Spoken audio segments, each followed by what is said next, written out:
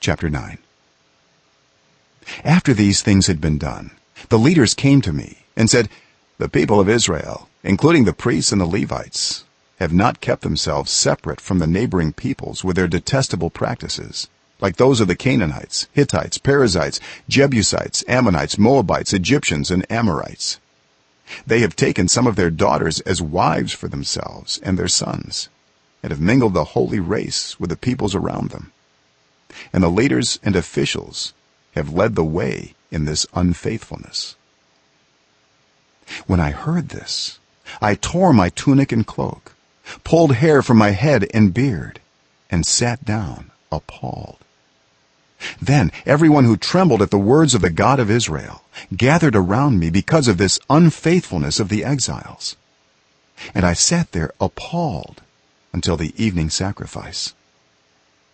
Then at the evening sacrifice I rose from my self-abasement, with my tunic and cloak torn, and fell on my knees with my hands spread out to the Lord my God, and prayed.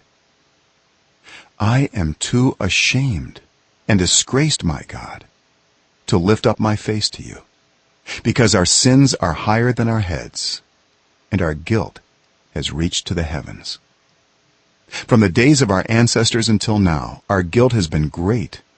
Because of our sins, we and our kings and our priests have been subjected to the sword in captivity, to pillage and humiliation at the hand of foreign kings, as it is today.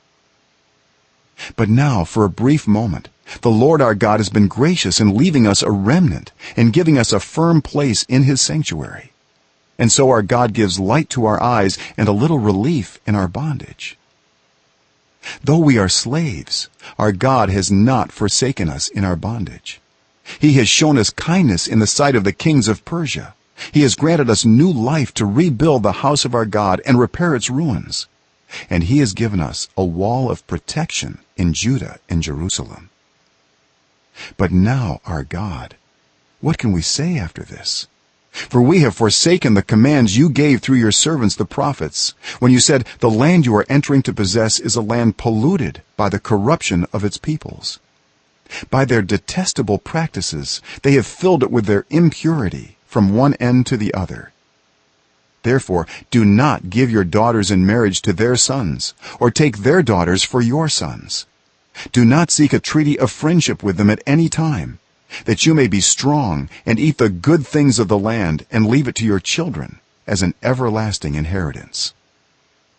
What has happened to us is a result of our evil deeds and our great guilt. And yet, our God, you have punished us less than our sins deserved, and have given us a remnant like this. Shall we then break your commands again and intermarry with the peoples who commit such detestable practices? Would you not be angry enough with us to destroy us, leaving us no remnant or survivor?